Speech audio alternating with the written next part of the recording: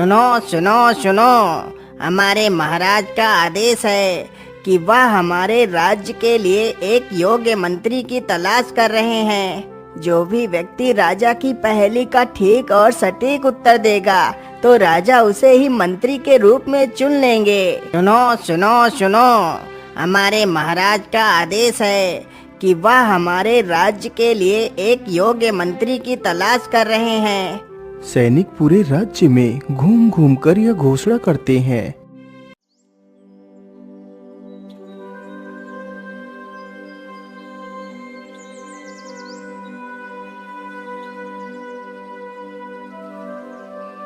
अगली सुबह कई सारे लोग मंत्री बनने का सपना देख मंत्री बनने के लिए राजा के पहेली का उत्तर देने के लिए आए। महाराज, हम लोग आपकी पहेली को हल करने के लिए ही आए हैं। बताइए महाराज, आपकी क्या पहेली है? हाँ महाराज, आपकी पहेली का उत्तर सिर्फ मैं ही दूंगा। हाँ अवश्य, वो तो समय ही बताएगा कि मेरी पहेली कौन सुलझा पाएगा। आप लोगों में से 2 लोग बाहर निकल कर आए जिन्हें पहेली को पहले सुलझाना है। इतना सुन हरिया तथा चंदन राजा के सामने निकल कर आ गए। महाराज, पहले हम दोनों आपकी पहेली को सुलझाना चाहेंगे। तो फिर ठीक है, सुनो तुम दोनों, काली वन में जाओ, वहाँ पर हमारे गुरुदेव रहते हैं। वही तुम दोनों को उस पहेली को बताएंगे। अब तुम दोनों जा सकते हो। राजा की यह बात सुनकर वह दोनों वहाँ से जंगल की ओर निकल पड़ते हैं।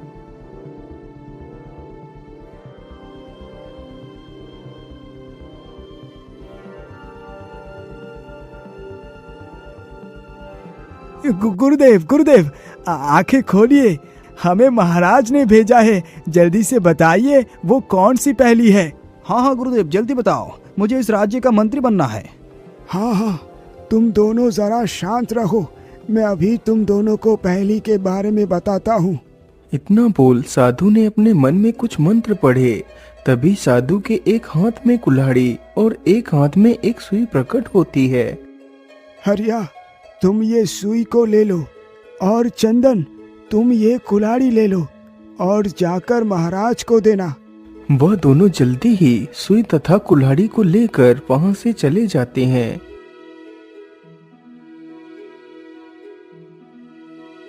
बोलो हरिया और चंदन, तुम दोनों को गुरुदेव ने कौन सी पहेली के बारे में बताया है? महाराज, गुरुदेव ने तो कोई भी पहेली नहीं बताई। उन्होंने तो सिर्फ मुझे ये कुल्हाड़ी देकर आपके पास भेज दिया। और तुम बताओ हरिया, गुरुदेव ने तुम्हें क्या दिया? महाराज, गुरुदेव ने हमें सिर्फ एक छोटी सी सुई दी है। अच्छा ठीक है, तुम दोनों मेरी बात को ध्यान से सुनो। इन दोनों वस्तुओं में ही मेरी पहेली छुपी है। जो भी व्यक्ति मुझे इन दोनों वस्तुओं का तात्पर्य ठीक ढंग से समझा देगा वही इस राज्य का मंत्री बनेगा। आखिर इस कुल्हाड़ी को मुझे देने का तात्पर्य क्या हो सकता है? हाँ, यही सही है।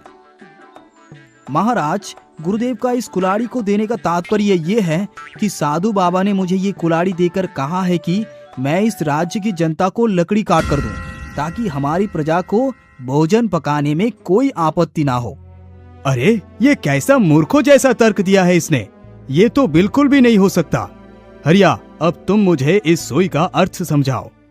महाराज, गुरुदेव ने मुझे ये सुई देकर ये बताया है कि मैं अपनी प्रजा के फटे हुए कपड़े सिलूं। ओहो, ये दोनों तो कितने बड़े मूर्ख हैं।